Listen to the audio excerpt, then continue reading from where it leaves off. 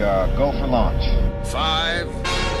Quiet, numbskulls. I'm broadcasting. Anything can happen in the next half hour. 4. My friend, we cannot keep this a secret any longer. This whole thing is insane. 3. Quiet, please. I am analyzing. Where's the kaboom? 2. There was supposed to be an earth-shattering kaboom. 1.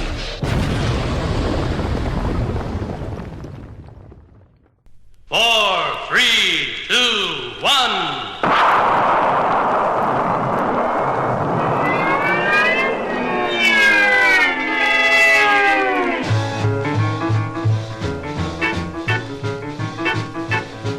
As I was standing looking up one day, enjoying the view across the way, some big bright lights came flying by, a lot of whirling doodads in the sky. It's just imagination, but I saw them just the same. We saw them just the same.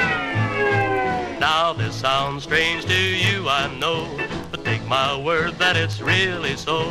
And as I looked up into the air, there were flying saucers everywhere. It's just imagination, but I saw them just the same. We saw them just the same. Greetings, my fellow galactic travelers, and welcome back to Planet 8. This is your mission commander Larry speaking to you from our hidden base. Chief Engineer Bob is here by my side as always in the command center, and circling Planet 8 in our orbital spy satellite is Reconnaissance Officer Karen. And on this episode of Planet 8, your intrepid crew decided to take a deep dive and review our favorite science fiction television shows. Now, mind you, these are our personal favorites. It's not by any thought or imagination that this is the definitive list of top science fiction shows. This is Larry, Karen, and Bob's favorite shows. Straight away, we're going to kick it up to the satellite. Karen, why don't you go ahead and expound on this idea and concept, and we'll move on with the show then after that. Sure. Thanks, Larry. So, yeah, we've done a lot of shows where we've done some lists and, done top tens and things like that. And we started talking about, what if we did science fiction shows? And the thing is, there's just so many, and we have so many, such a variety of interests. Seemed like it might be a fun idea just to come up with what are our favorites and not stick a criterion on it like, we have to come up with the best, the ones that are most influential, the ones that have the most longevity, but just what are the ones that, really resonate with us and that we've enjoyed, at least at this point in time. I know personally, if you asked me maybe 3 months from now or a year from now, the list could be different. But at this point in time, these are and we limited it to 10 because we could just probably go on and on. But these are like the 10 that are my favorites right now, and I think the same for you guys. Yes. Not necessarily. Except my favorites are the best. Sure, Bob. We all know that.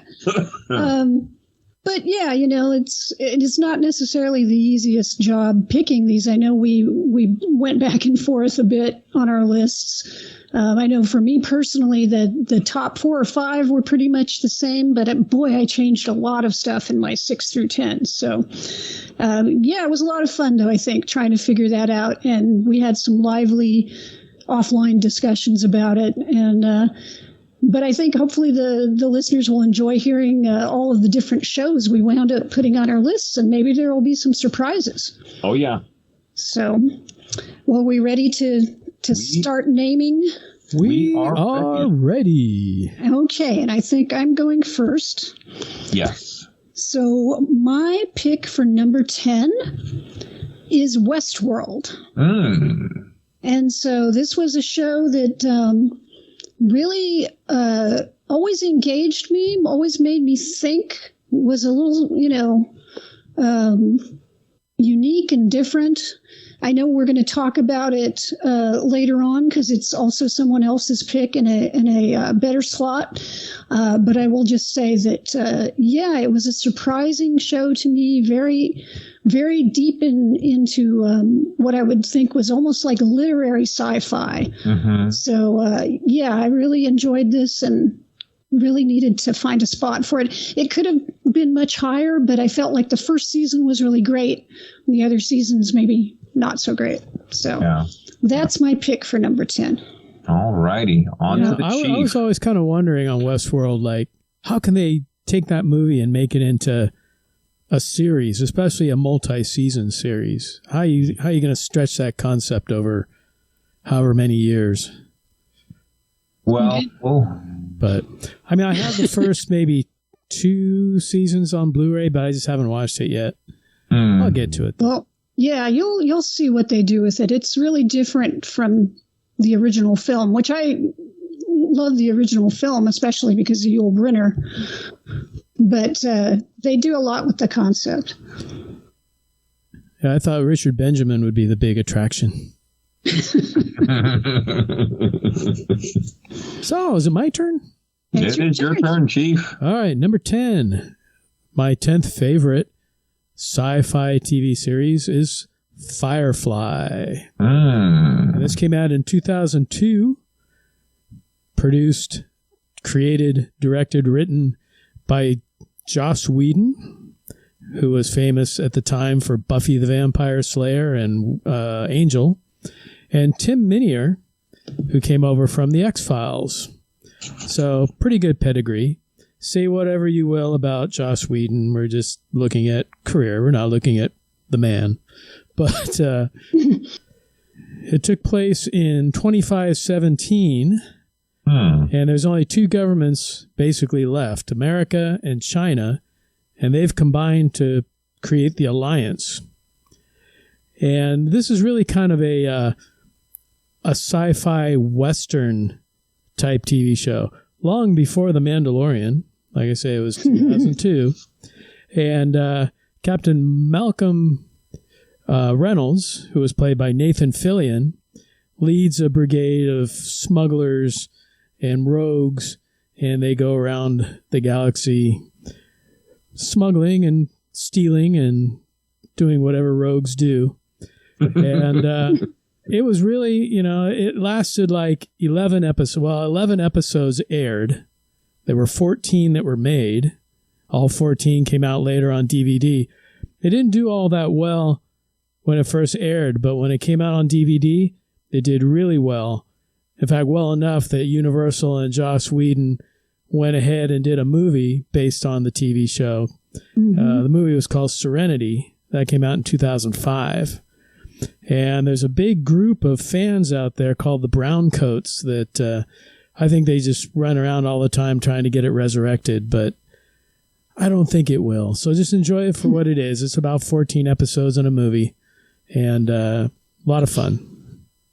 Wow, just 14 episodes. Yeah, crazy. Because I knew it was one season, so I thought, it must be like, didn't quite remember. I'm like, it must be like 20, 24 episodes. And when I looked, it was like 14, and then I looked further, and only 11 had aired, so it was kind of crazy. Well, yeah, and I give the Browncoats credit because, you go to convention and, the 501st is there representing Star Wars.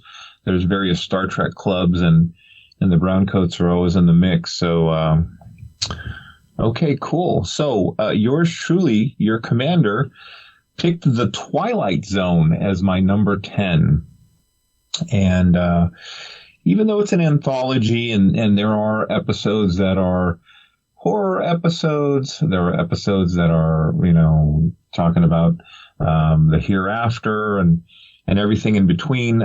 There were enough science fiction concepts and episodes that brought it to the list. I wish I could have moved it higher up on the list like Bob and Karen. We spent weeks going back and forth on what should be where, and at one point in time it wasn't on the list. But yeah, Rod Serling's Twilight Zone, we've talked about it before on the show. Yeah, I highly recommend it if you haven't seen it. So let's move this along to Karen. Back at you, buddy. Okay. The only thing I would say about Twilight Zone, it is one of those things where you could include it on a list of science fiction, right, or horror, or fantasy, right, because it has all of those. And yeah, it was kind of hard for me to decide, like, well, am I going to include it, or am I going to wait until we do our fantasy list, or what are we going to do? So yeah, it was a tough pick. My number 9 is Space 1999. Oh, there's a theme there. Number 9. There's a lot of number 9s 9. in there. I've become somewhat obsessed with this show in the last few months.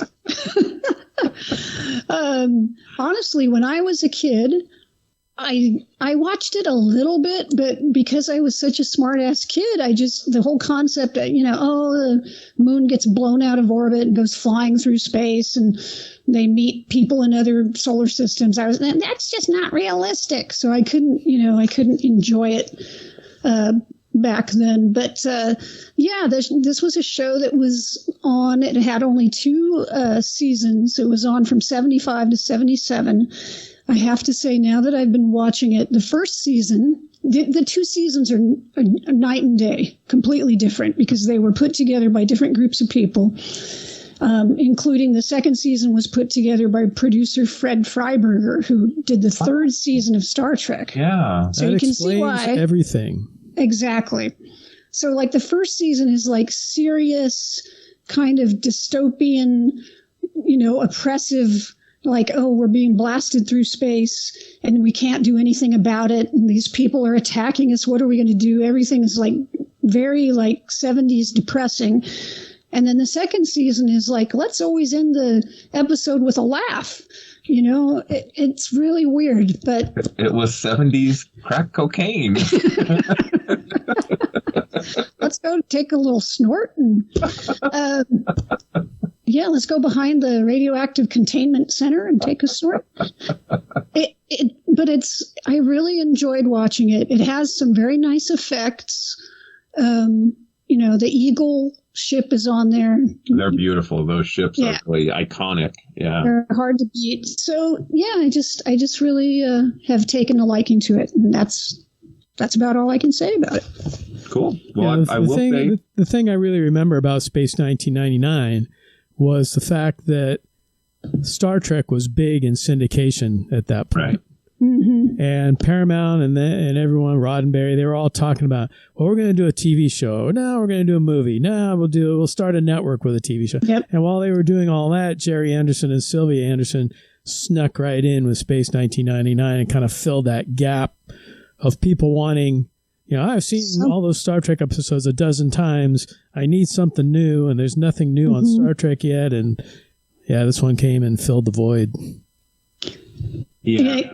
It kind of, in a way, it makes me, by seeing Space 1999, it makes me glad that there wasn't a Star Trek television show in the 70s, because I don't know if they would have been able to have that sort of optimistic Star Trek approach. The 70s were often marked with, a cynical age. Cynical, yes. After Watergate and Vietnam, yeah. So maybe it's just a good thing things worked out the way they did.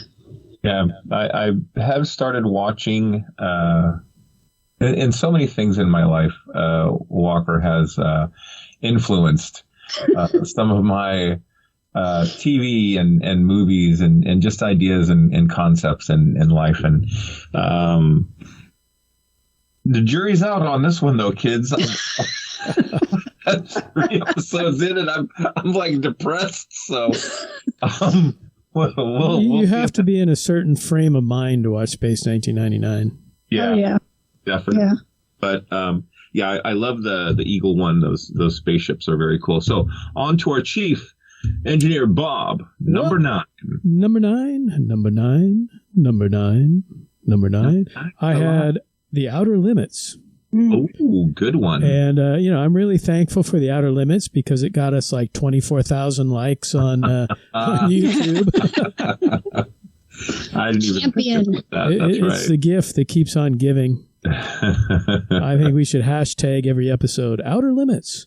But we'll talk about it more later because I think somebody else has it on their list a little higher. But Righto. I just loved the whole atmosphere, the writing, the stories, the music by Dominic Frontieri and Harry Lubin. Of course, Vic Perrin as the control voice. It's just as soon as Vic Perrin starts telling you that they're taking control of your television set, you're glued for an hour. That's it. You can't leave. So yeah, number 9 was Outer Limits, and like I say, I'm sure we'll get into it more later, or you can go back and listen to our Outer Limits episode and add to that 24,000 count. Absolutely. Number 9 on my list was the X-Files. And, this wasn't as varied as the Twilight Zone, but there were some episodes that were very oriented towards the overall mythology of X-Files as alien abductions and, life on other worlds. And then there's conspiracies and government. And then you just had a really good monster of the week kind of episode. Tombs is one of the favorites that I have, Tombs and the Fluke. Always love the Fluke. Yeah. Jazz hasn't seen that episode yet, but she'll never want to go to the bathroom again. Potty. I ran a little poll on Twitter asking people which was creepier, Tombs or the Fluke, and Tombs won by like a mile. Oh, well, there you go. Really? It's funny because in my real life, I do all these like audiovisual installs and things, and whenever I have to like crawl under a table or through a ceiling tile or something, I always say, I'm going to go in Tombs of this thing. Sometimes people get it. Some people just kind of look at me like I'm batshit crazy, but I still use the term Tombs from time to time. The ones who know. That's right. If you know, you know. That's how you tell if they're cool or not. Yeah. This is one of those episodes that shows up higher on other lists. And however, if people want to stay tuned, coming up next month, we're going to do a whole episode on the X-Files. That's right. We are indeed. So if you feel cheated during this episode on your X-Files fix, you just wait. I think the X-Files is going to be like our Planet of the Apes episodes where, we have like every 6 months or a year we have like an episode dealing with, because there's a lot. What was it? 11 seasons, Bob? Yeah. Counting the two like new seasons that were on. It was 9 in the original run. Okay. And then years later they came out with a season 10 and then they came out with a season or a 9 and then a 10. Plus we had a couple movies in there. Movies. Yeah. Okay. A lot to cover, so we're going to cover it in chunks.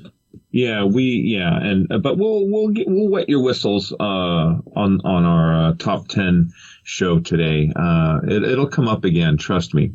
Let's move on to our number 8 picks. Walker, take it away. Well, I've got another pick that is relatively recent. I've mentioned this on the podcast before. I am completely alone in watching this show. I don't think it made it either Larry or mine list. And it's already been canceled. I'm talking about Raised by Wolves. Oh my! This is a show that was on HBO. Yep. Really notable because it was produced and the first 2 episodes were directed by Ridley Scott. And this show took place far in the future. It was after Earth had been pretty much made uninhabitable by a war between 2 powers. One was an atheist faction, and the other was this religious faction called the Mithraic. And it centered on these 2 androids who had been reprogrammed to take care of these embryos, which they raised into children. Although, unfortunately, all the children died except one. And so I guess they weren't that good at it.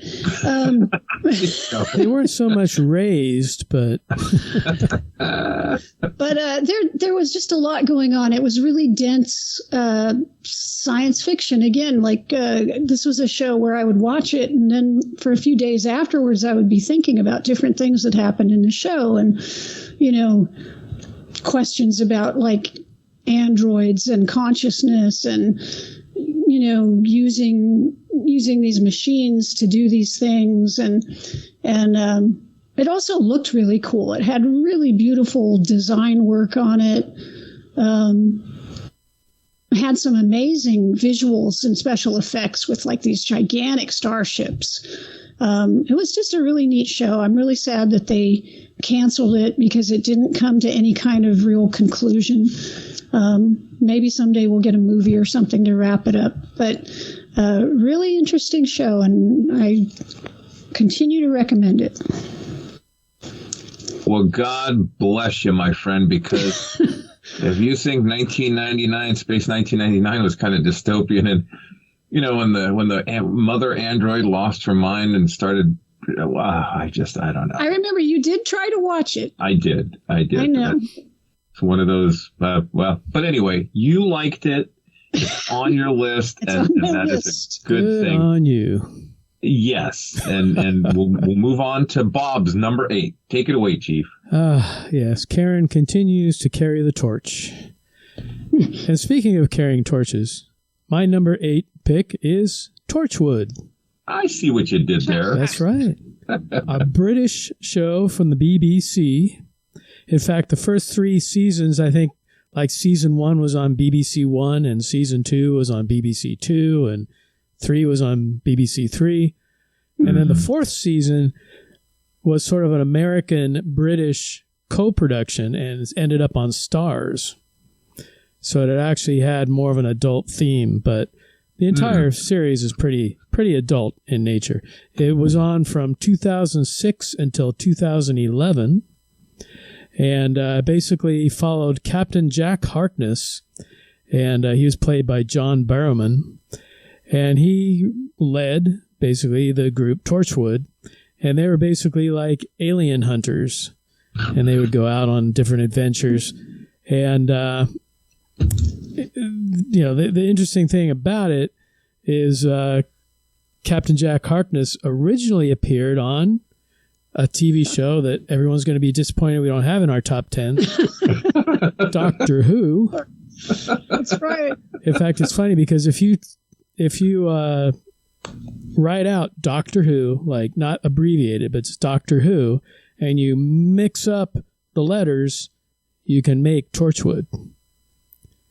So it's kind of yeah. So they're based in Cardiff, and each episode they go after various aliens that are appearing, popping up on Earth, and again, it's kind of adult themed and very interesting.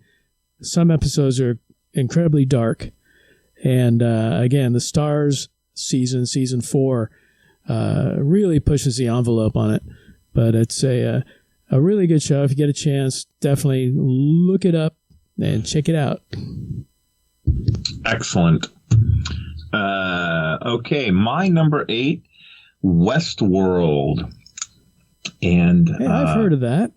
Yeah.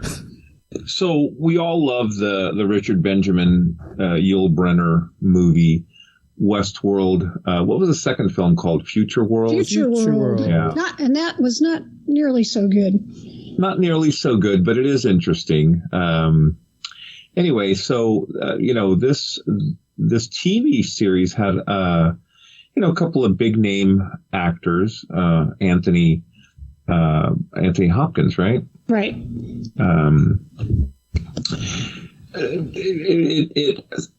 So the similarity with the movie was that you could go to this amusement park for adults and live out a Wild West fantasy. You could be a good guy, a bad guy, and there were programmers and developers, and it was kind of like the whole concept of a video game, but these replicants or androids going around, but then they become self-aware, and there's this. Was it like a silicon heaven or something that they would aspire to reach? And it was a very, like Karen said, the first season was very engaging. There were some scenes though that were just hard to watch. The repetitive nature of I can't think of the bad guy's name, but he would just beat the heck out of this one. Oh, Ed Harris's character. Ed Harris, yeah. It's just, and then she becomes self-aware and starts a revolution for the androids. One of the fun things though is that you're watching this and you're like, oh, this developer, this human, and it's like, oh, nope, they're not human. Mm-hmm. They are in fact an android, and you're like, whoa, okay, that was a nice little twist. What did it go? 4 seasons, Karen? It went 4 seasons. Oh. It went from 2016 to 2022. It might have had like a year off here and there. Maybe 1 year because of the pandemic, but last year it ended. And there was a season where they went to feudal Japan, and then they enter the world of today, which is like 100 years from now. It's not our today. Mm-hmm.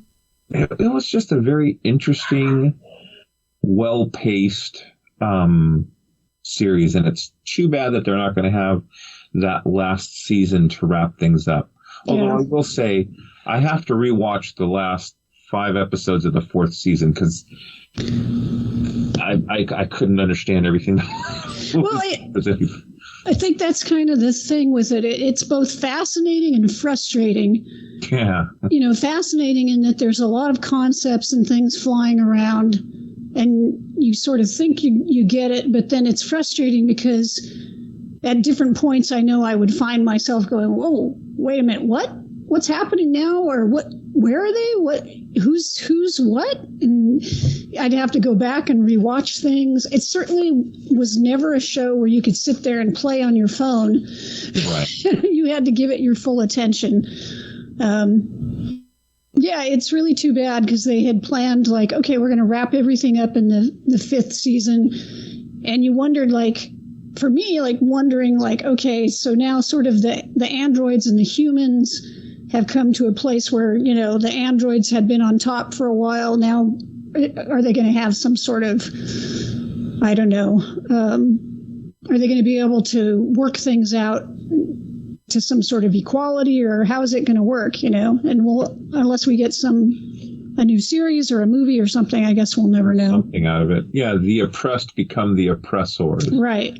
And there's a role reversal because the oppressors then become the oppressed. And one of the fun things to watch is that the Bernard character and his self-awareness was interesting. But moving forward, we're going to go to our number 7 pick, and we're going back to Karen. Well, number 7 also has an interesting connection to my number 7 because my number 7 is Blake's 7. Hey, did it again. It was not intentional, but maybe subconscious. Blake's 7 was an interesting British show put on by the BBC from 1978 to 1981. It had a distinctly sort of punk rock feel to it. Not in the sense of the designs or anything, but just the feel of the show. I remember watching it. I think we got it on our PBS station. We got a lot of British shows on our PBS station back then. And I was a teenager at the time. And the thing that was appealing was it was all about rebellion. These were basically criminals who had a high-powered spaceship. It was an alien spaceship. This all took place far in the future. And they were rebelling against a totalitarian government. And so they had all these adventures and, things, all kinds of craziness would ensue. And there were interesting characters on the show. And probably the most the character that stood out the most was this guy named Avon. And Avon was like a tech genius. And he was sort of like, if he was a Dungeons and Dragons character, he might have been like, I don't know, neutral evil or something, because he was always looking out for himself, but then he would occasionally help other people. So it was a very interesting show in that it was definitely not, Star Trek. It was people on a ship having adventures, but these were a bunch of like bad folks who sometimes would do good things, but sometimes would, go out and rob people, or,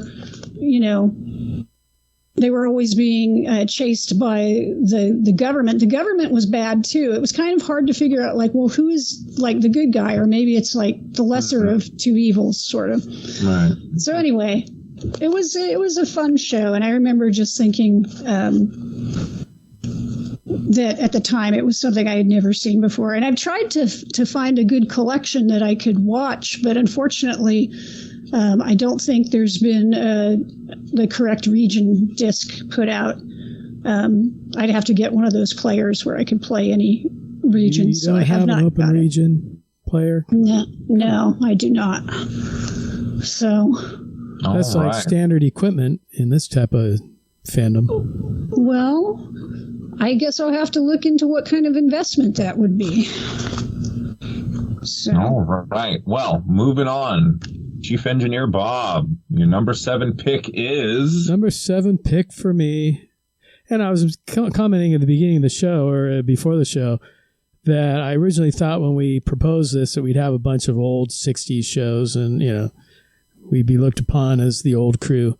But number 7 is The Mandalorian, which is actually a current TV show, started in 2019, created by Jon Favreau, taking place 5 years after Return of the Jedi. And I believe so. Starring Pedro Pascal as the Mandalorian. And also, he's got his little puppet with him, Grogu / Baby Yoda. But a lot of fun. I know we did an episode on it, and we have it coming up in somebody else's list after this. So in trying to keep the episode under 5 hours, I'll just say that I really enjoyed it. I love the half-hour format. I think it makes things move around without a lot of padding. It's got a nice, quick pace to it. A lot of very interesting.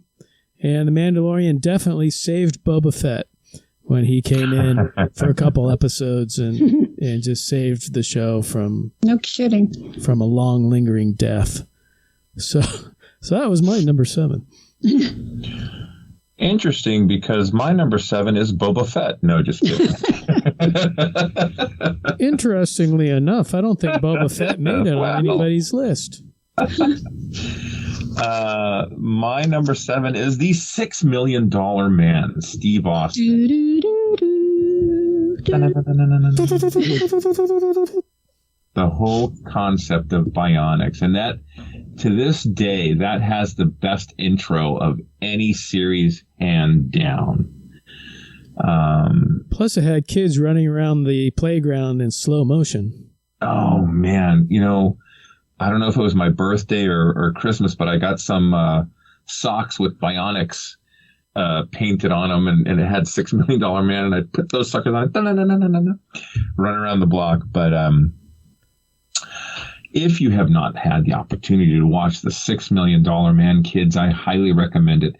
The science fiction part of it was the bionics, but hey, he ran into missions where he met aliens, and as a matter of fact, Bigfoot was built by aliens. And well, I digress. I don't want to spoiler alert there for those of you who haven't watched it, but it is a great series. It had a number of episodes.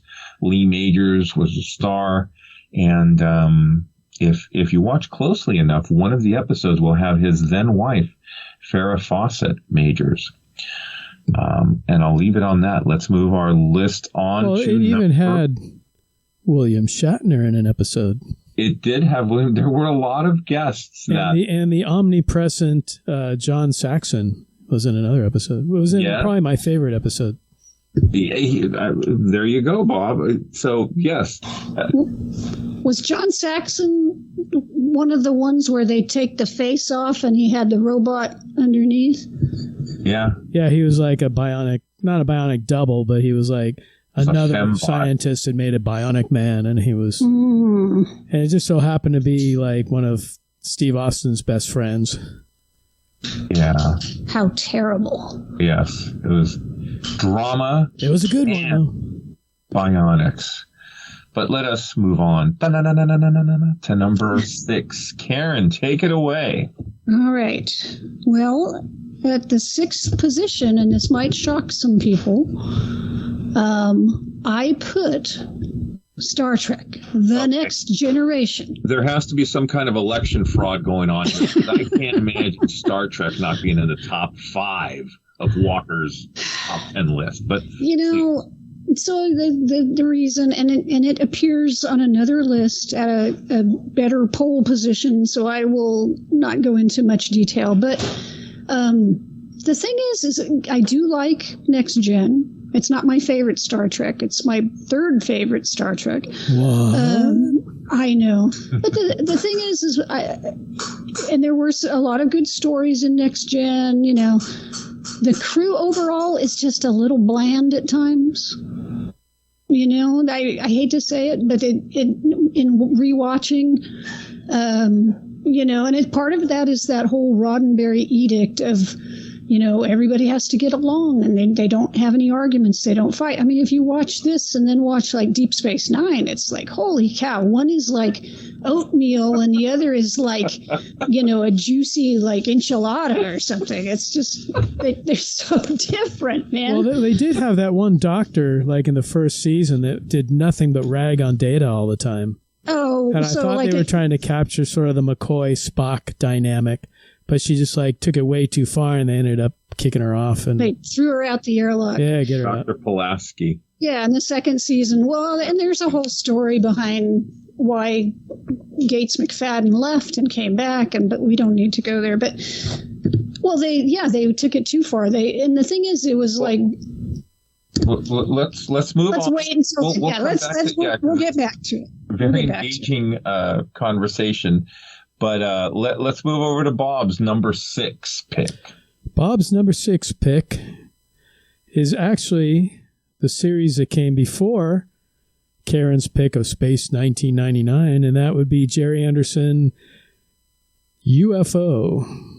I wanted to put that on my list. Yeah, it was one season from 1970 to 71, and it centered around the organization's Shadow and their battle against an alien invasion. Ed Bishop and Michael Billingston were basically the stars of the show, and they played Ed Straker and Paul Foster, heads of a movie studio. And underneath this movie studio was the organization's Shadow. And they had a moon base with women with purple hair, and they had an underground or underwater sub base. And, it was a great show, really. And Jerry and Sylvia Anderson had done Journey to the Far Side of the Sun, the movie. Before that, they were doing all the Super Nation puppet shows. So once they did Journey to the Far Side of the Sun, they got a taste of working with actual actors on a set. And that's when they went on to do UFO. And UFO was supposed to go on for another season, but Sir Lou Grade and ITC said, no, we want you to do another science fiction show, but we don't want it to take place on Earth. And that's when they got the idea of, well, it'll take place on the moon. And we'll blow the moon out of orbit, and they'll be nowhere near Earth. UFO, like I say, a lot of fun. And Ed Bishop and Michael Billingston both have a Bond connection. Michael Billingston basically played Barbara Bach's boyfriend at the beginning of Spy Who Loved Me. And he's the one that goes after Bond on the skis and chases him down the slope and the big gunfight and everything. And then Ed Bishop was in Diamonds Are Forever. If you remember, Bond went in masquerading as a guy who was checking everybody's radioactive badges. And when he leaves, the actual person he was basically impersonating comes in. You know, I'm here to check the badges. Well, that was Ed Bishop. So Shadow, UFO, that was my my sixth favorite, and a lot of fun. Really enjoyed it. Very cool. You know, I kept moving that in and out of the list in the 10th spot because I really wanted to include it, but it didn't make my cut. But yeah, I really love that show, especially the visuals, the design and everything on that show is just great. Well, you know, it's funny because it's like I look at it's like, all right, if I made a top 10, I could always just go with a bunch of Jerry Anderson shows like UFO Space 1999 and Fireball XL5 and Thunderbirds and Stingray and Supercar and blah, blah, blah, blah, blah. But no, I just kept it down to UFO. There you go. All right. Number 6. My number 6 pick was Mandalorian. Sorry. Mandalorian. Bob had that as his number 7. And, you know, kids, we did do an episode on Mando. Season 3 is coming up in March. So you want to hear about my man tears and all that good stuff. Find our Mandalorian episode. I'm going to move this along to our number. We're breaking the number 5. Unless you guys wanted to mention something about Mando real quick. Love Mando, but yeah, we can talk about him at length once we get into season 3 and we start watching that. Yep. Okay, cool. Excited for season 3. Looking forward to it. So we're breaking the number 5 threshold. Ooh. Karen, why don't you introduce your number 5 pick? Okay, number 5. And I have no number 5 in the title. Sorry to disappoint. Number 5 is a show. Babylon 5, right? What? Couldn't it have been Babylon 5? It could have, but I don't care for that show, so so it's not.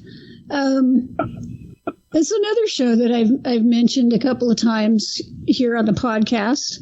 A little show that aired on Fox back in 1995, 1996, was canceled. Sadly, ran one season with about 20-some episodes. Let me see. I'll look on the computer.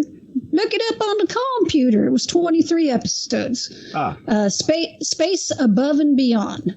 And this was created by Glenn Morgan and James Wong, who had been on the X-Files, so some really good writers. And this was really all about a war in space between human forces and alien forces. And so we follow this team of Marines, and they actually said it not very far ahead. It was 2063. We follow this platoon or whatever. Sorry, I don't know all my military stuff.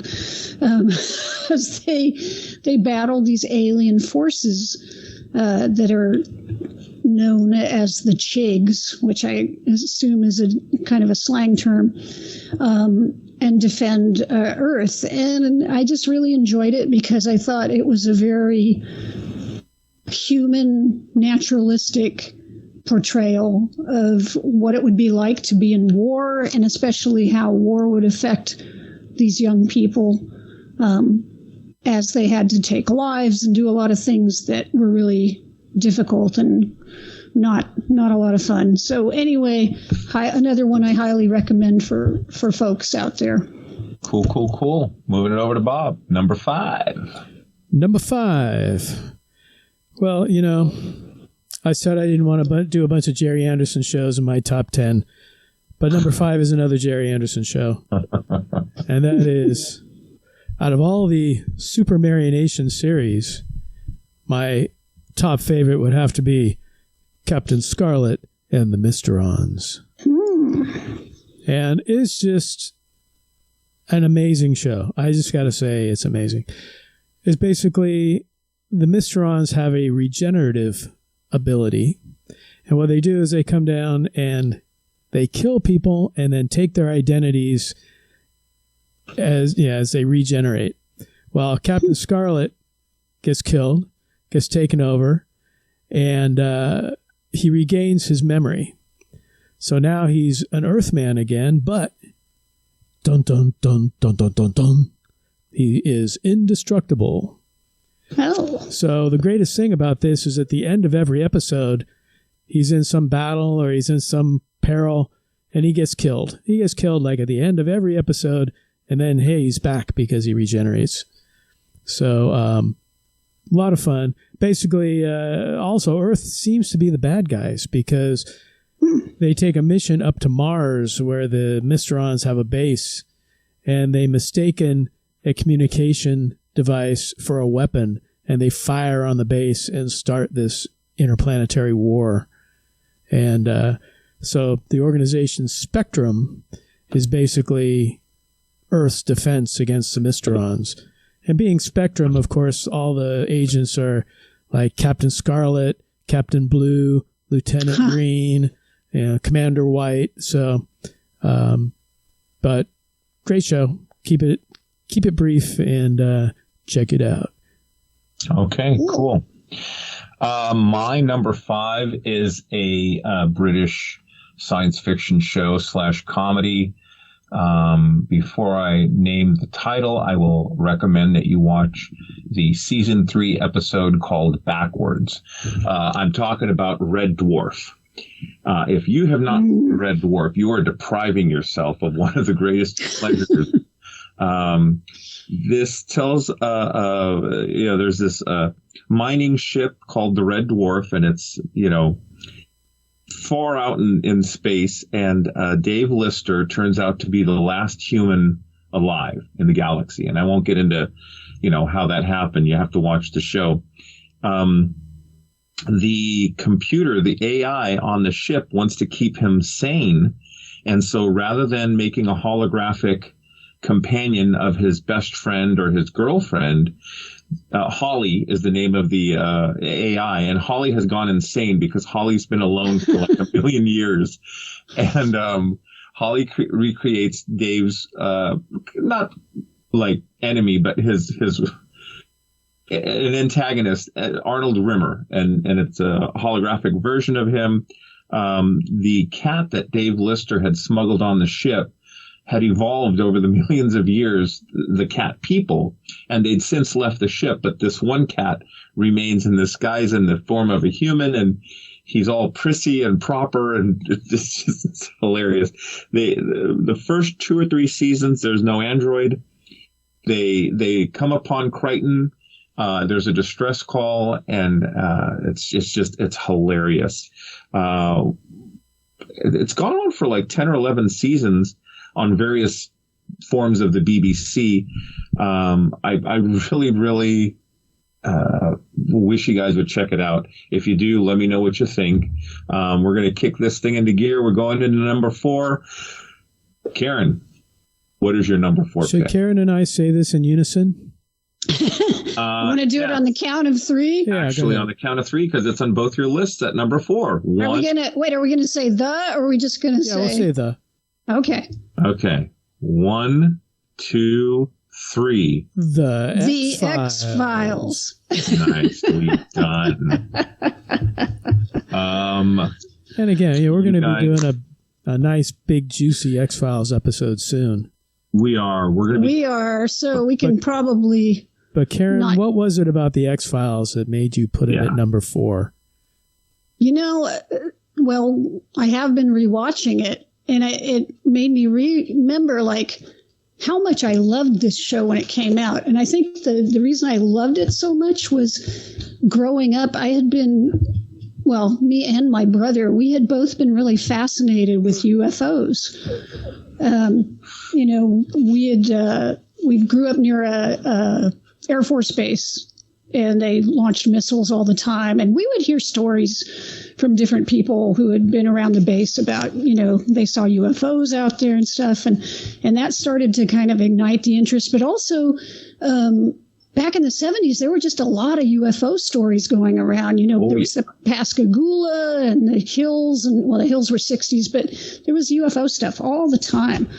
And so, I was always reading UFO books and all this stuff. So then when the X-Files came on, it was like, oh yeah, these people obviously like know all about this stuff. And I kind of felt like it validated a lot of the stuff I had been reading when I was a kid. And it was just cool to see them dramatize it, plus I loved the story, the personalities of Mulder and Scully, and how they got along and they worked together and everything.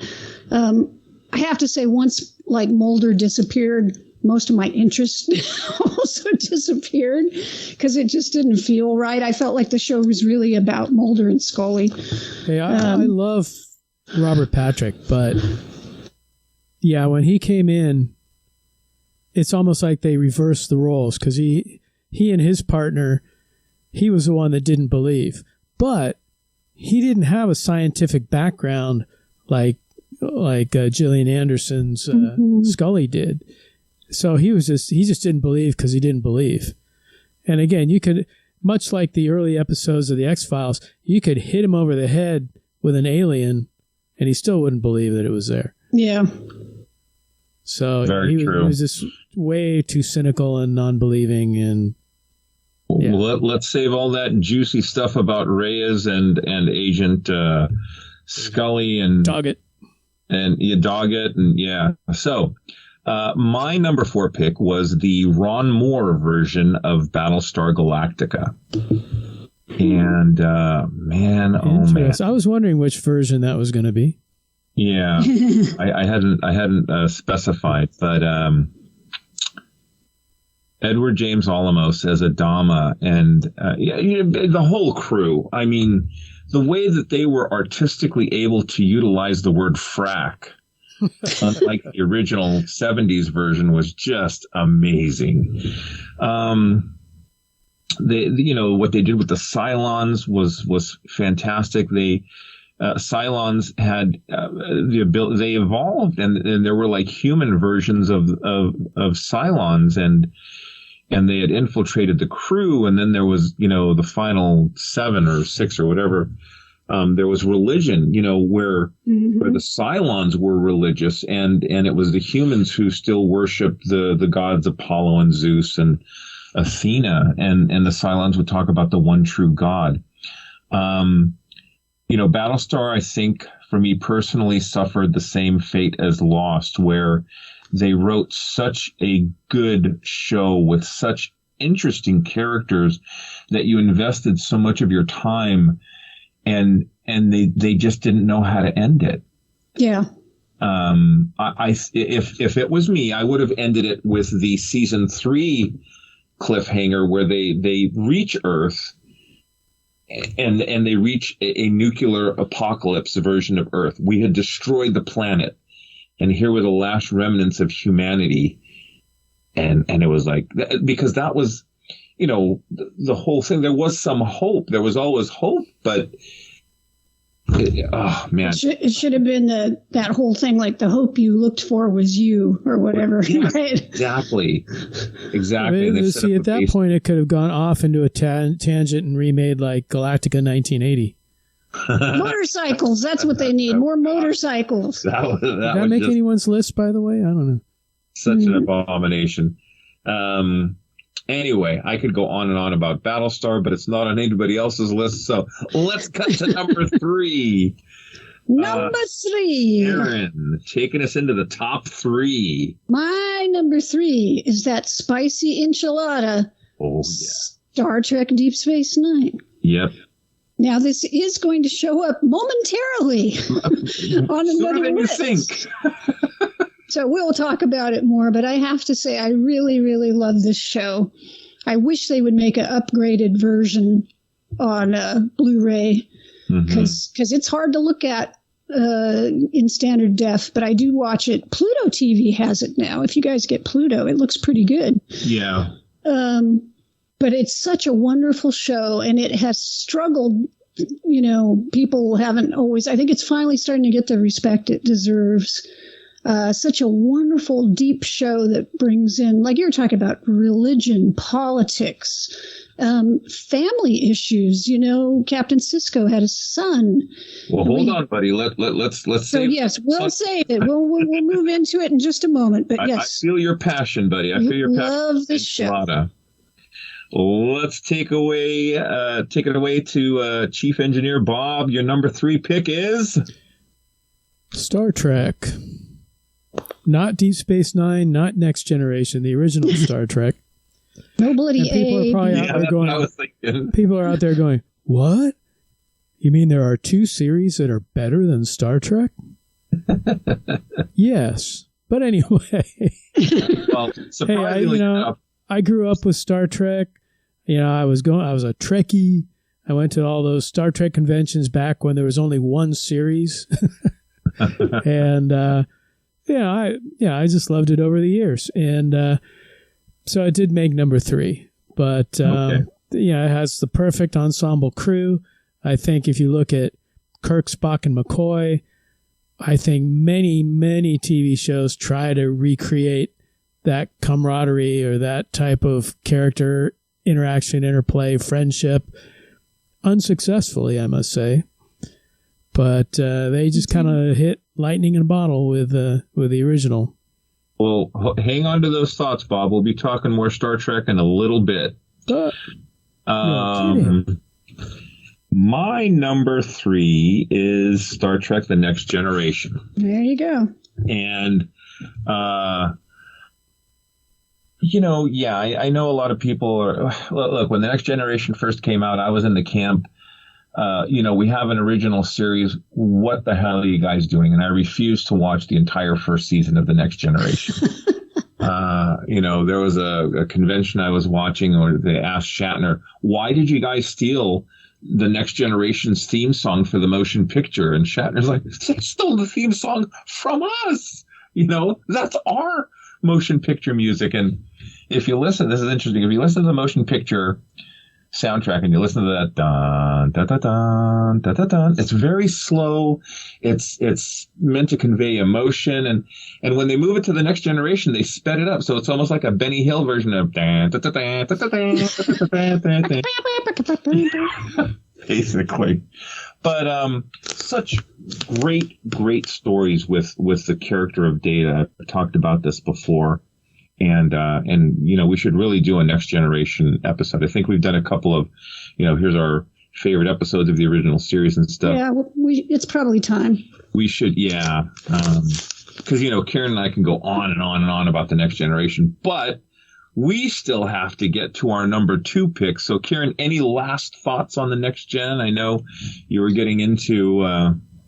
this is more of like a sorbet than an enchilada for you, I know. Yeah, I love Next Generation, and I think there are plenty of great episodes. Now, I am excited, even though I detested seasons 1 and 2 of Picard. I've heard that I tell it like how I feel. Yeah. That's I just noticed how I it wasn't feel on your about top 10 list. Yeah. Yeah, you would have known I had been absorbed if my top 10 had been Picard, Star Trek, Discovery. Anyway, what I've heard, though, I've heard very good things from people who have seen the 3rd season of Picard, which is by a different showrunner, Terry Matalas. And they're bringing back the Next Generation crew. Yeah. So I got fingers crossed for this. I had heard good things about Star Trek Nemesis. I'm just saying. So up your shaft. Up your shaft. Yeah. Let's do a Next Gen episode after we get through the X-Files. I'm up. It's a lot of seasons to get into, but. Let's move this along. Let me see. Next Generation. That was my number 3. Karen. Number 2. Number 2. The mighty number 2. Yes. Don't let it go, son. It's been a long day. Oh, yeah. Let me say, this appeared earlier on Bob's list. It's an excellent pick. It is The Outer Limits. And I'm not talking about anything that was made later on. I'm talking about the original series that was made from 63 to 65, the product of Leslie Stevens and Joseph Stefano. I just love this show. I feel like so much of what I think of as science fiction concepts really came to me from this show, you know, and the beauty of this, of Outer Limits, was, yeah, they could have like a really freaky looking monster or alien on it, but that monster or alien might be more moral or more humane than the human beings in the show, you know? Mm-hmm. Just some wonderful storytelling in these episodes. I sure wish we had gotten another season, but I'm thankful for the 2 seasons we did get. Amazing stuff, you know. Everybody thinks of the episodes like the Xanthi Misfits, Demon with a Glass Hand. You know, there's some really well-known ones. Tourist Trap. You know, there's all kinds of ones. People, and sometimes you remember it for the story. Sometimes you remember it for the shock of what the creature looked like. But, yeah, it's just definitely one of my guideposts for why I got into science fiction. And again, definitely check out our Outer Limits episode, as Bob alluded to earlier. But Bob, it was on your list as well. Yes, it was. Just not as high. But, any comments? Yeah, well, you know, I think I said stuff before, but no, I mean, I think as far as a science fiction anthology show, I think it had the best writing.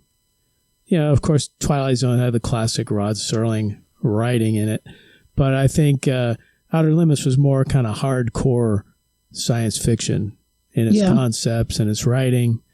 And I was trying to think if Outer Limits had any like humorous episodes in it. I don't think it did. It was pretty much serious throughout. I think there might have been 1 or 2. I know there was the one where the aliens kept rewinding time with the. Yeah, there was that one. I don't know if there was another.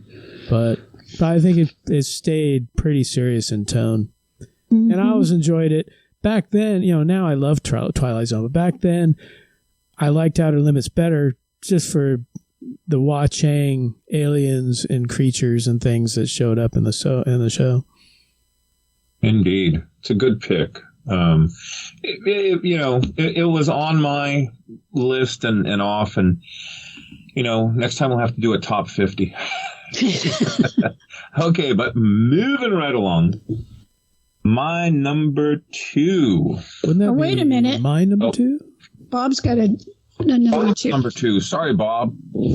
Yes. You're Bob, in such a hurry to get to the next Star Trek. Yeah. My number 2, and I'm surprised no one had it on their list, was the classic, speaking of beasts and monsters and aliens, Lost in Space. And yes, I did put it above Star Trek. Not saying that it is a better show, just that it is more of a favorite of mine. Absolutely. And I just always love watching Lost in Space, whether it's the first season that's very serious and somber, and Dr. Smith is trying to kill Professor Robinson in just about every episode and things, even into the goofy vegetable rebellions and space, motorcycle hippies and, whatever else you have. But it's just, the show's a lot of fun. It went 3 seasons. I think what happened was like the second season got a little too much into Will and Dr. Smith and the robot. And then season 3, they kind of came back a little bit and they brought like Dawn and Professor Robinson and that kind of back into the series a little more, culminating in the excellent episode, The Antimatter Man, which if you've never seen it, check it out in season 3, where you have the evil Professor Robinson and the evil Dawn West trying to cross over into our dimension. And they even have an evil robot that is pretty funny. Did one of them wear a goatee, or how did we know they were evil? Dawn West had a scar. Oh, okay. And they had the black and white uniforms, which, once they captured Professor Robinson, he had to switch uniforms with the evil Dr. Robinson. But I remember watching that one for our Lost in Space episode, which yes, we did do a Lost in Space episode. Now, I will say, going back to Battlestar Galactica, the new Battlestar Galactica was an excellent remake of the original series. And in keeping with that, the Netflix Lost in Space is an excellent remake of the original show. It's not the same tone. It's got some changes, but it is a very good series. So if you don't want to go back and look at the 1960s Lost in Space, check out the Netflix Lost in Space, and I think you'll like that one. Indeed. One of the coolest robots in a TV series, Lost in Space, the B9 robot. Okay, now, my number 2 pick. Cue Star Trek theme song for Deep Space Nine. Dun, dun, dun.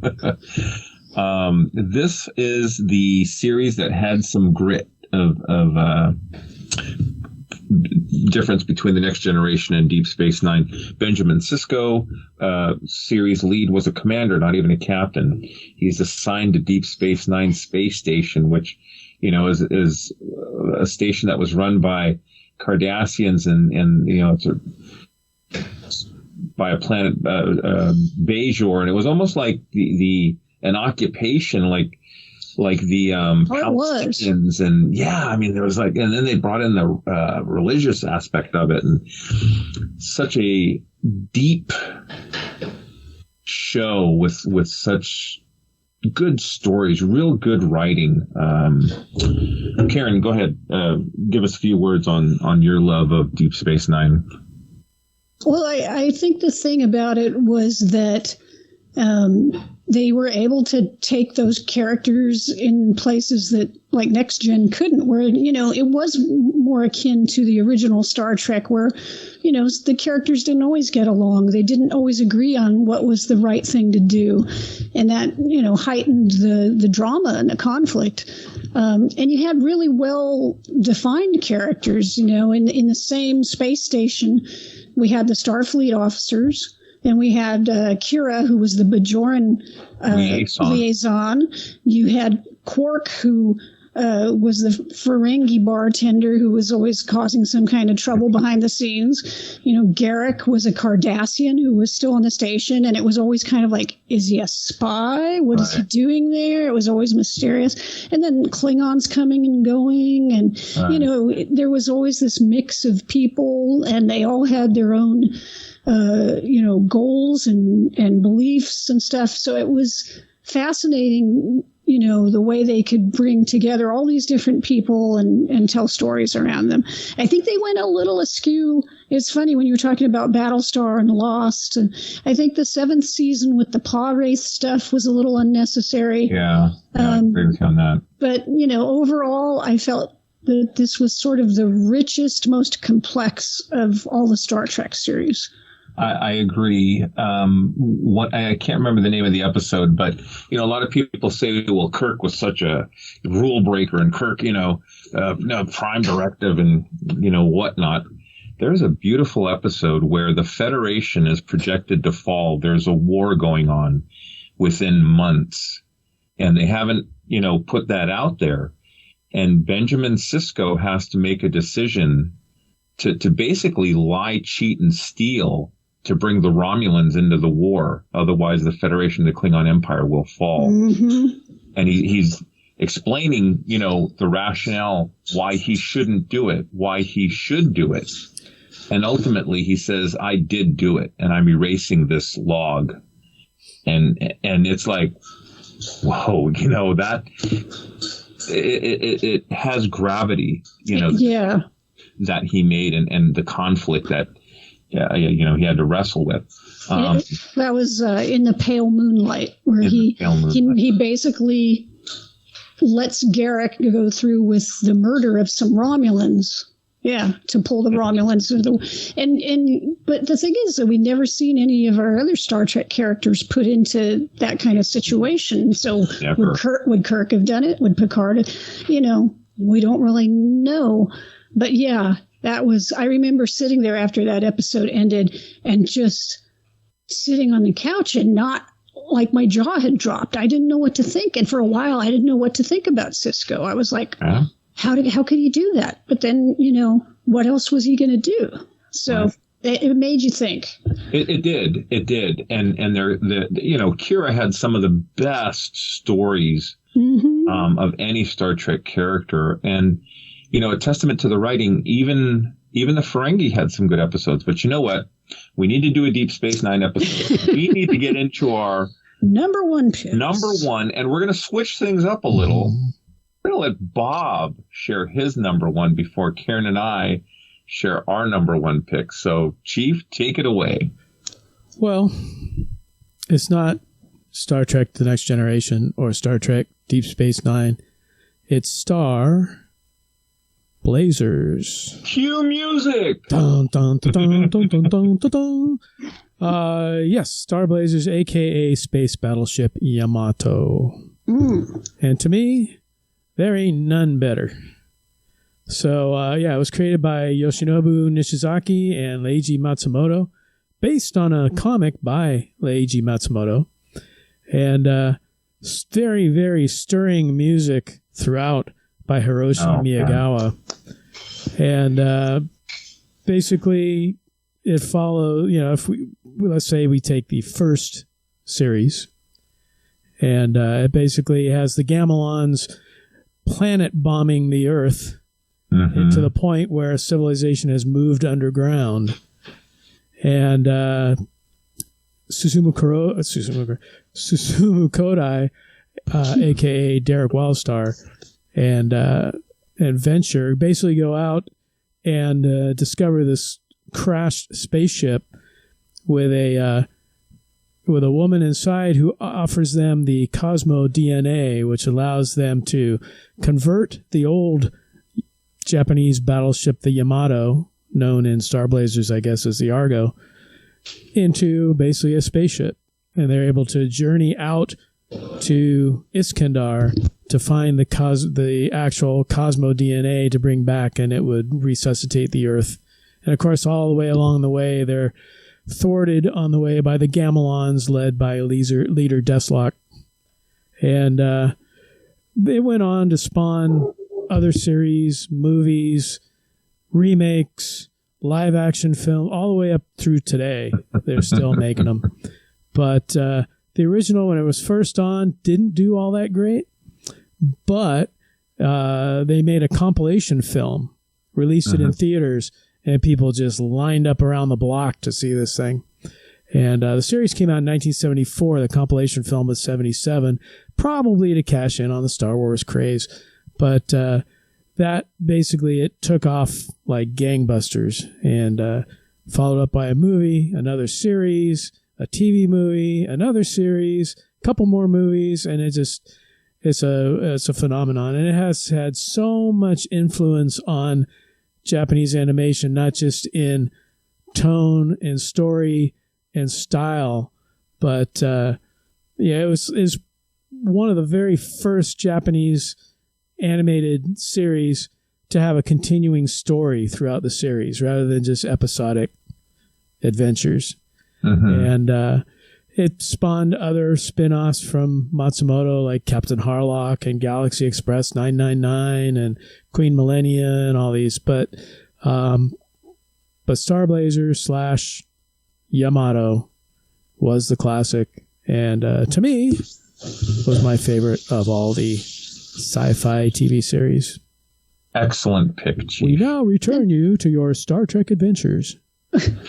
That's our only animated show. I mean, because Captain Scarlet's the marionettes, so it doesn't. Yeah. Well, that's good. At least we have some variety. Well, as Bob said, we're going to go back to our Star Trek episode. A number one pick for Karen and myself. You want me to count you down? You can say it in unison. Yeah. 1, 2, 3. Star Trek on NBC. That's right. Friday nights when no one's watching. Not the animated series. That had no Walter. This series had Walter in it. I mean, what can I say? One of the, not criteria, but one of the things I looked at in my list is the influence that the show had on my life. I mean, you know, I go back, it's like comfort food, and I'll go back and watch these episodes, or some of the newer stuff really brought some emotions, you know, whether it was happiness or sadness. But Star Trek, I've quoted endlessly. I mean, deciding whether or not to marry my wife. You know, I would have conversations with my buddy Karen. It's like, risk. It's our job. It's like, yeah, but what if she says no, you know? You know, Bill Shatner is just an institution unto himself. Going to the Star Trek conventions. You know, I remember Leonard Nimoy was going to come to a show in San Francisco, and I was talking to Bob, and Bob, I was like, well, he like, you're going to go to the show in Alameda? Streffen's putting it on with, I think it was Tom. But anyway, it was Return to, what was the documentary? Return to SpaceCon. Return to SpaceCon. And Bob convinced me, well, you know, you should support the local, you know, Yahoos, not the big, you know, rich Leonard Nimoy, you know. And so I went, and just so much fun, and, you know, the people that I've met around Star Trek, and you know, my mother introduced, I told the story, my mother introduced me to Star Trek as a young, you know, so I family watched it, and these episodes still hold up today. And, you know, if we did the Deserted Planet episode, this would most certainly be one of the series that I could watch forever. Walker, please chime in here on your pick for Star Trek as your number one. You know, I'm going to say something here too, folks. We didn't talk about this before. I may get shot down, but I think we should every year for the next 3 years do a season 1, season 2, season 3 Planet 8 episode around each season of Star Trek. I'm just going to throw it out there. Anyway, Karen, please. Bob might die if we did that. I don't know. We already heard the gun go off. He's not a big fan of all the Star Trek love around here. No, I like the original series is fine, but yeah, I just anything after Next Generation, I kind of fall asleep. That being said, yeah, as Larry said, I don't think anything has had, well, no TV show has had as much influence on me as Star Trek. I mean, I kind of look at like, well, what were those things in my formative years other than my parents? Of course, I would like to give them, right. I might want to give them some credit. But, you know, Star Trek was really... They were never on a TV show. They were never on a TV show, but, you know, they were pretty potent when they had some idea in their head. Yeah, you know, Star Trek was there. Certainly, you know, like Marvel Comics was a big impact in my life as a little kid. Planet of the Apes was a big deal before Star Wars. But as far as consistency in my life, you know, Star Trek has always been a thing that's been there. And, you know, it's something like at least once a day I will think about Star Trek, if not more than once. It's something there. And I go back to the original series, and I can watch episodes over and catch things I never saw before. And, you know, it's just, it's hard to rank, even though I think like Deep Space Nine has probably better stories, more complex characters and things like that. The original just has a special magic to it. I know Bob mentioned the characters and being like maybe the best ensemble, you know, and they really had a great, and especially that threesome. It's really hard to beat that group of three. And it makes me want to go out and just thrash these people that, and I'm not going to name names or ages, but there are certain groups of people that whenever they refer to the original series, always refer to it as campy or kitschy or whatever. It's like, you know, they seem to not have the ability to put things into context, right? And so they look at it and they say, oh, it's cheap, or, oh, you know, Shatner overacts. It's like, yeah. They were trying to put across these things on the budget they had and do the best job they did. Yeah. They could do, right? And they did a good job. So, yeah, it's Star Trek for me. That's Star Trek. And I guess that's our list, right? That's our list. Congratulations, everybody. We did it. We made it through under 5 hours. It was pretty quick, actually. How about those honorable mentions, though? Chief, why don't you lead us off with some honorable mentions? Oh, man. Well, yeah, it's funny because I originally had Voyage to the Bottom of the Sea at number 10, and I switched it out for Firefly. But, Voyage to the Bottom of the Sea could have made it. Any of the Irwin Allen shows, Time Tunnel, Land of the Giants, any of those could have made it. Any of the Jerry Anderson stuff could have made it. Like I mentioned before, Fireball XL5 should be up there. Thunderbirds should be up there. Although, I don't know if Thunderbirds is really science fiction. And that was really kind of what I really had to wrestle with on this list. Like, what is science fiction? Because I could easily say, well, Ultraman is science fiction, and I can have a whole list of Ultraman and Space Giants and Johnny Sacco and Spectreman and whatever, but I wouldn't have said no if you did that. Yeah. Well, I tried to stick with what I thought was more kind of, I don't know, hardcore, I guess, science fiction. The Invaders made the almost list. $6 Million Man was on the almost list.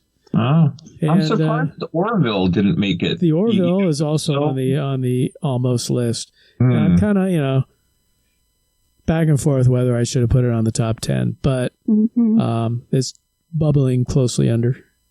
All right. Well, Karen, you have some honorable mentions? Oh, yeah. So I think I already mentioned UFO. UFO kept bopping in and out of the list. I kept putting it in and out, and I don't know. I think it's just because I don't feel like maybe I had a strong enough connection emotionally. I enjoy it and I will sit down and watch it, but I was kind of like, I don't know. And then I was like, Space 1999 and UFO, and finally I just said I'll do Space 1999 and UFO as honorable mention. And I also was thinking about the Invaders. That's a show I like, but I haven't seen in a long time, and I actually got a Blu-ray set of that at Christmas that I have yet to sit down and watch, and that bopped in and out of the list. But stay tuned for an episode soon on the Invaders. Yeah, I mean, again, it's a UFO thing, and I thought of it. And Mandalorian, I thought about putting on the list, but I think I need maybe another season or so to kind of decide if that's going to make my 10. I mean, we could do this in a year, and probably the last 5 places could move around, so we'll see. True. Well, I had Star Blazers, Lost in Space, and Space Giants, and I wrestled with pulling like $6 Million Man out or Red Dwarf, but again, it was shows that I think about frequently, go back and watch frequently. But yeah, an honorable mention of a recent show, like there's only 2 episodes out right now. This is on HBO Max, The Last of Us, and Pedro Pascal stars in this. I can't think of the actress's name. She was on Fringe. And Fringe is another good show we could have talked about. But the cool thing about The Last of Us is, and I love movies and TV shows that are like this, is that there are no sacred cows. Walking Dead was this way. So-and-so is the main character. They died that episode. And it's like, whoa, you'd never see Kirk, Spock, and McCoy go on an away mission and them come back without Kirk, Spock, or McCoy. The whole concept of the red shirt. All 3 of them died, though, at one point or another in the original series. Well, but they come back, technicality. In The Last of Us, I'm not going to spoil anything, but you may think someone's going to survive, and nope. Anyway, so that's I love series that are ballsy that way, and so far I'm really digging that. So moving right along to keep this under 5 hours, we are going to get into our censor sweep. But before the censor sweep, Karen has some news to share with our listeners. Walker, take it away. Hey, thanks, Larry. Yeah, I just wanted to throw out a plug here for my friend Billy D's podcast Magazines and Monsters. A little while ago, he and I recorded an episode where we talked about the great Hammer film, The Devil Rides Out. Ooh, that's a good one. Yeah, it's very good, with Christopher Lee actually playing the hero in that movie. So by the time this show comes out, his episode should already be out. He's going to be releasing that February 3rd. So keep your eyes out for Magazines and Monsters and give it a check. He's done a lot of really good episodes lately, also looking at him and his guests looking at old Marvel horror comics like Tomb of Dracula and Werewolf by Night. So those are a lot of fun, too. Excellent. All right. Well, thank you, Walker. The censor sweep this episode goes to yours truly.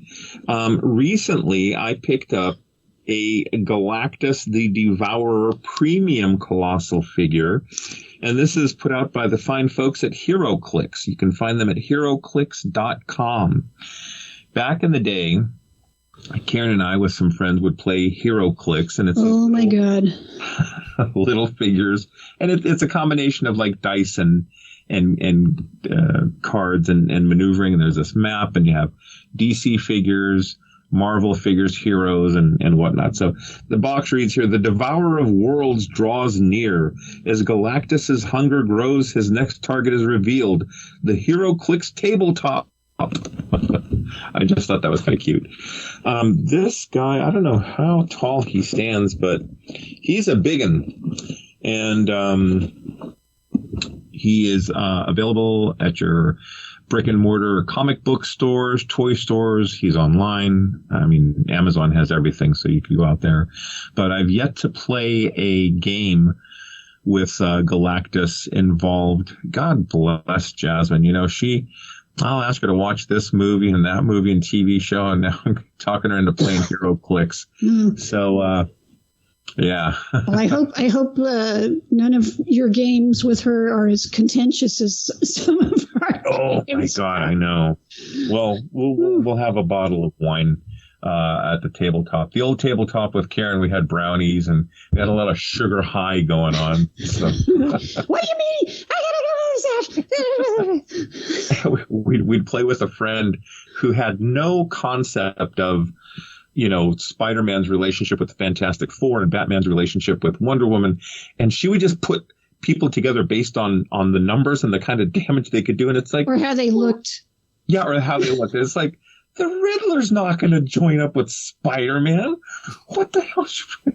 Anyway. So, that is the censor sweep. And my friends, this brings us to the end of yet another Planet 8 episode. Your intrepid crew is very happy to have you guys listening to our episodes. Please share with your friends. Visit our social media sites. Stay safe. Take care of each other. Until we meet again, peace out. On that note, this will conclude this transmission from Planet 8. We would like to thank all of our intergalactic audience for listening. Be sure to head on over to our website at www.planet8podcast.com, where you can get more information on this episode's topic. For more conversation, find us on Twitter at Planet8Cast.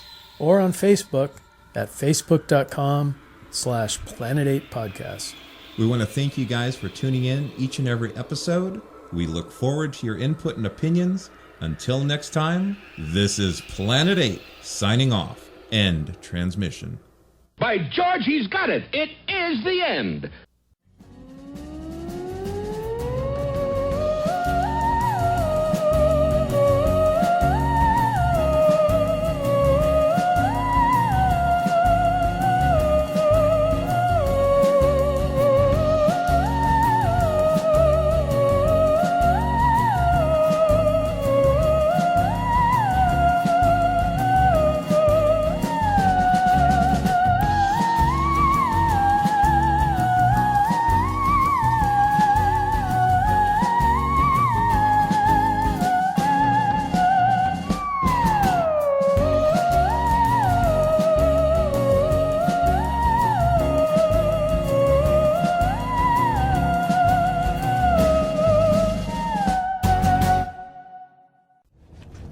spoken.